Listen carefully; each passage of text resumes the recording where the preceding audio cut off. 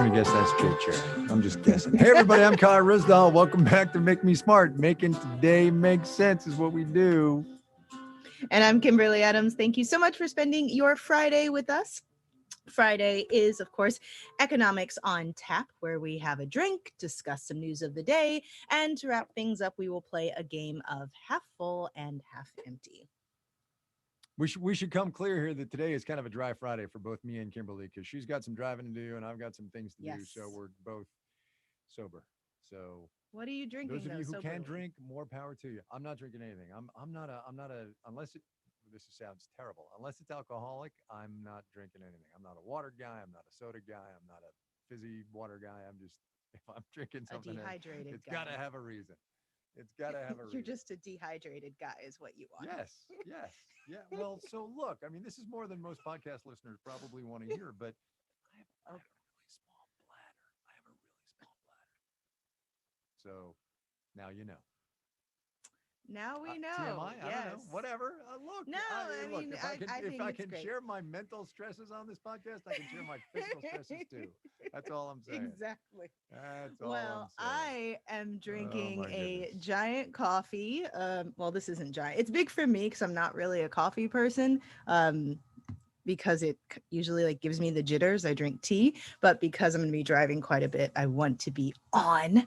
But I put a little nutmeg and cloves in it to sort of zhuzh it up, as you said last time. Let's see what everybody else is drinking.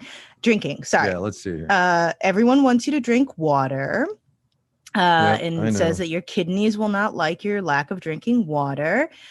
See a Negroni, a big mug of hot cocoa. I see you. Rum and triple sec on the rocks. 1911 rose cider over in the Discord. What do we have? Margarita. There's more coffee. Nice. Yes. Everyone complaining about the low audio. Sorry about that. Yeah, no joke. We'll work on it. Man? No joke. Let's see. We got rye on rye here. Dragon's Milk Bourbon Barrel Stout. I would take one of those right now. Rosé Spritzer down in North Texas. Oh, $2.50 Chuck Shiraz. It's $2.50 now? Wow. Huh. I thought it was just $2 Chuck. And there's a quadruple shot espresso from the Verge Remnant. So good luck sleeping tonight. That's all I'm saying. Yeah, and I see another coffee with me and the red wine. All right, lots and lots of variety of the drinks today. That's good stuff. Let's do the news. There's still really only the one story.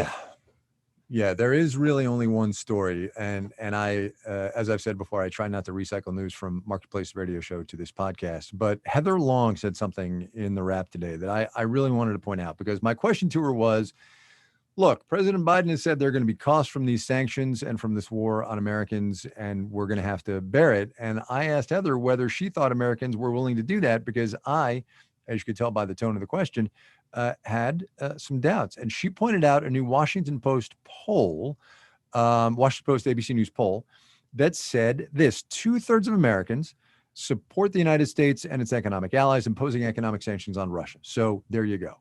And about half of Americans say they would still support those sanctions if those sanctions result in higher energy prices in the United States, which they are going to do, although the poll does point out that opposition to the sanctions rises to 30-ish%. So I think it's God, you're seeing my dismay at the American body politic right now, but I think it's really good that Americans understand what's at stake here and are willing to pay a little bit of a price. And I just think that's good. And I think I wanted everybody to know that. That's all. Yeah. And then, of course, we had the Biden administration actually leveling sanctions on Putin today and the Europeans big. And I know I said there was only one story, but of course, I actually have two here on the list because I cannot go without mentioning Biden's nomination of Ketanji Brown Jackson to the Supreme Court. It's obviously historic because she would be the first Black woman on the Supreme Court. She seems to be getting pretty good support, obviously among Democrats, and a couple of Republicans have already said nice things about her.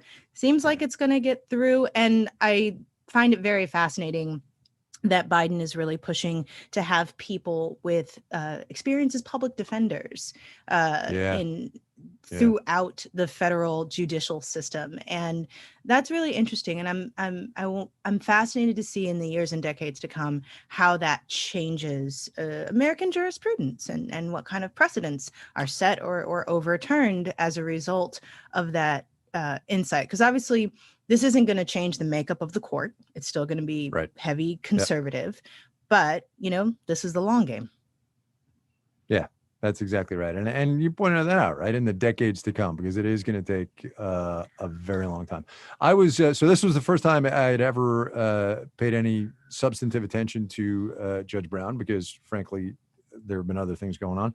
I thought her speech today was just short of inspirational. I thought it was really nice. I thought it was just so uplifting and positive, and it was great. Even knowing, by the way, the just thumping, I suppose, that she's going to get from some members of the Republican Party in her confirmation hearings, I should say, I read earlier, someone was tweeting that in a previous hearing, a senator, I think it was the confirmation hearing for the seat she's currently in, they asked her if she goes by Judge Brown Jackson or Judge Jackson, and she said that she goes by Judge Jackson, I believe. So, interesting. Okay, gotcha. Need to find that out for sure. Yep. Yeah. Yep. So anyway, no, it's big. It's a big deal. It's a big deal. Yeah. And I think it's representation matters, and it's going to matter to a lot of people to see somebody who looks like that in that spot. So for sure.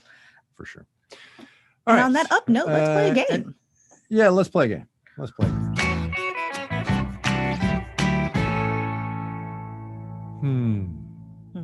Yes, this is Half Full, Half Empty with our usual host, Drew Jostad. Hey, Drew. Hi, Kimberly. Are you half full or half empty? I'm sitting right here, man. What about me? Hi, Drew. You didn't say hi to Drew first. I did. I'm just, So, hi, Kai. I'm feeling a little needy today. Are you half full, Kai? Are you half full or half empty on the phase out of 3G? Oh, interesting. I'm half.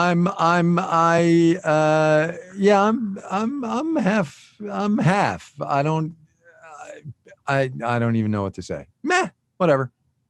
Let's move on. Technology. I'm half full. We had a fascinating conversation about this on tech with the Wall Street Journal reporter who did this really interesting piece about how transformational the shift to 3G was in ways that many of us didn't expect. Like, they knew it was going to be a big deal to have 3G network, but that opened the door to Uber. It opened the door to sort of quickly loading websites on your phone, which we never were able to do. The delivery infrastructure the app-based delivery infrastructure we have basically came to light and was created because of 3G. And so now with this launch of 5G, they're saying that, it could open the door to a new round of who knows what. Now, it's also going to mess up a lot of things. Apparently, there are a lot of ATMs, vending machines, some car like OnStar systems and stuff that still run on the 3G network. So I think as these things shut down, I think the first one shut down 3 days ago. I think a lot of people are going to stumble upon areas where they didn't realize 3G was still playing a role in their life. But yeah. Sorry. Well, that was a fully informed answer as opposed to my meh. So I will once again fully associate myself with the remarks made by my friend Kimberly Adams. All right, Drew, next. So it turns out that The Office is the most valuable show on streaming at $498,000 per episode. Yeah. Beating out Seinfeld, The Big Bang Theory. Yep. On a per episode cost, right? Because apparently the deal to get so this was from a Bloomberg story a couple of days ago, right? It was, or I think, had done some research on which series were most expensive for the streamers to acquire the rights to, and then they broke it down on a per episode basis. What? I'm sorry, the chat and the Discord is blowing up because my cat has made an appearance and his name That's is awesome. Jasper. Everyone wants Jasper. to know. This is my cat, Jasper. Hey, Jasper, how's it going? How old is Jasper? How long have you had Jasper? Jasper is 13 and I got him when he was 11. So yeah. Oh wow. He's a good guy. Sorry. Back to your that's very good. important newsy story. My dogs get a lot of press here. Your cat should too. Anyway, so yes. So here's the deal. So streamers have to acquire the rights. $500 million for 5 years for The Office puts it at a per episode cost of $498,000. The most expensive deal total was for The Simpsons, but they've got like a zillion episodes, so the per episode cost came down. But the reason I glommed onto this story was, and I said this on Marketplace the other day, I never understood The Office. It just never did a thing for me. I'm like, whatevs. So that's where I am. My kids hate that, by the way. My kids, I think, have seen every freaking episode of that show like 4 times. I'm going to go half full because based purely on the very limited like media mentions, and I don't really follow entertainment news a lot, but most of the cast of that show seems to be like decent people. And True. if it means them getting more royalties, sure. And when I worked way back in the day at NPR, and I worked on this show, Weekend Edition Sunday, which shout out to Aisha Roscoe, who was announced today to be the host of Weekend Edition Sunday. Leanne Hansen, who was the old host, interviewed Steve Carell, and I set up that interview, and he was lovely to everybody. And so, good. Give those folks some money. All right, what's the next topic? Sticking with television, are you half full or half empty on the return of new episodes of Law and Order? Wow. Kimberly, what do you got? You got a thought on that? So I am going to go just like straight neutral because this could go really well or really badly.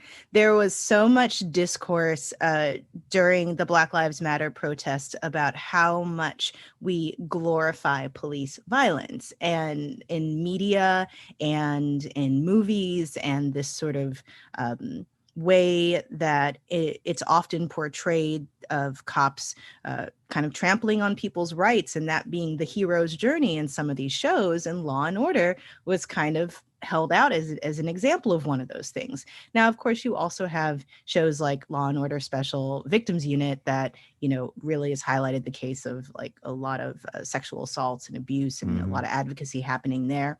So I will be fascinated to see how they approach it and how much recent events will inform the writing and the way that some of these stories are portrayed. So I want to pick up on that last point, right? Picking up on recent stories and all that jazz. I think we would be better served. Look, NBC, Law and Order, make the money, whatever. But there's a whole new genre of these kinds of shows to do well, I don't want to say we're in a new era, but in these different times, right? Because Law and Order, how long has that been around? 25 years, right? You could think of something new. Think of a different way to do it. That's all I'm saying.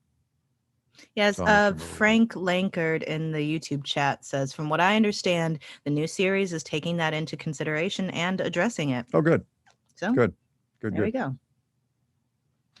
Are you half full or half empty on the CDC easing mask guidelines?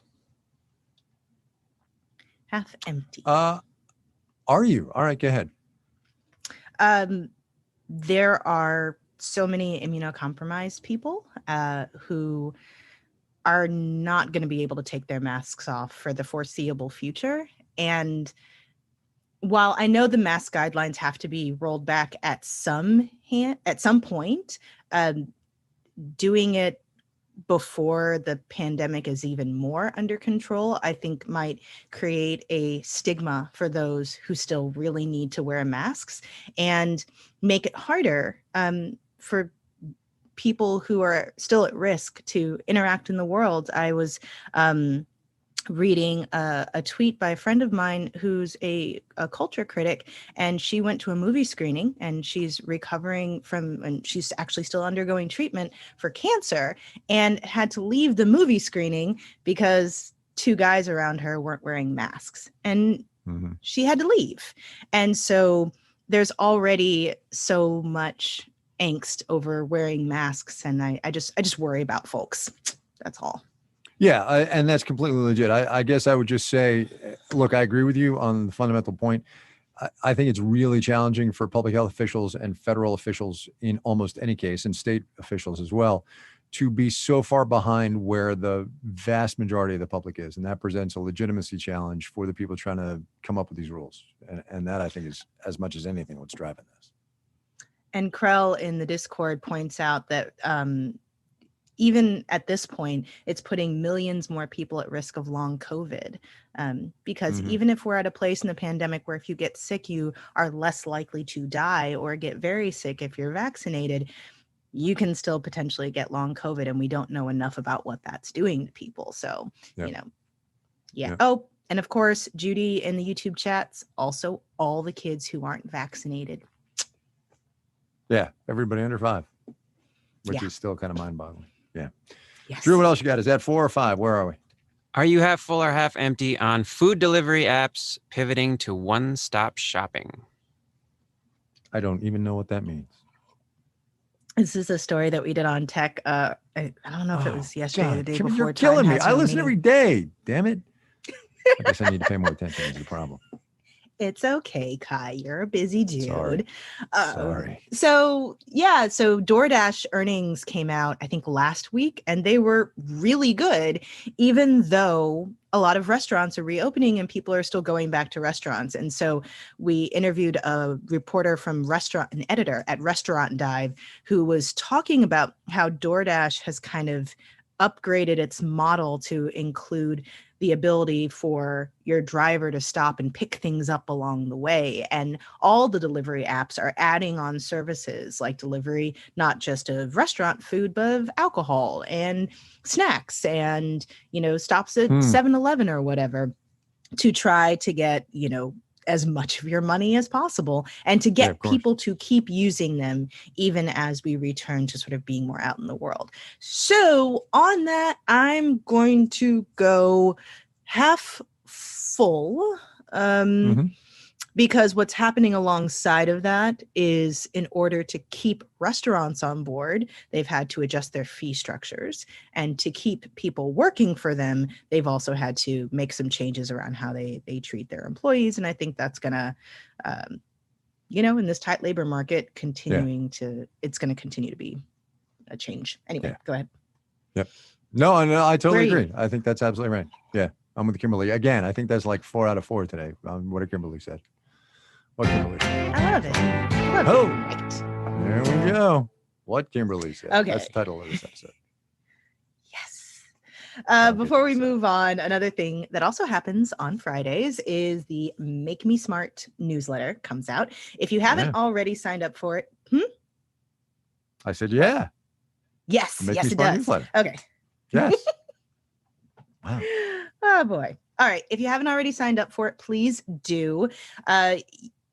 You'll get not only the stories that we talk about in Make Me Smart, but also some other submissions. Let's see. A couple news stories and angles that we likely didn't get to cover on the show, and some recommendations of other things to read, watch, and listen from the Marketplace staff and other Make Me Smart listeners. And also, just as a little extra bonus, to get the Make Me Smart newsletter, or in point of fact, to sign up for any Marketplace newsletter, chance to win a signed Vintage Me t-shirt. It's the one with me in my car from a long time ago with the sunglasses and everything. I personally find it mortifying, but I guess people like it. I don't know. Anyway, link is in the show notes. Deadline is February 28th, which is like Monday. Enter for a chance to win, I guess, is what they say on the sweepstakes, I think. Yeah. Your chance to win today. You have to do it in like an announcer voice, Guy. I will not. Oh. No. Okay. No. All right. That's it for us today. The show will be back on Monday, and we are still looking for your answers to the Make Me Smart question, which is, what is something you thought you knew that you later found out you were wrong about? Send us those answers, those comments, those any thoughts you might have about what we do as a voice memo or an email. makemesmart@marketplace.org, or you can leave us a voice message on the phone, 508-827-6278, 508-UB-SMART.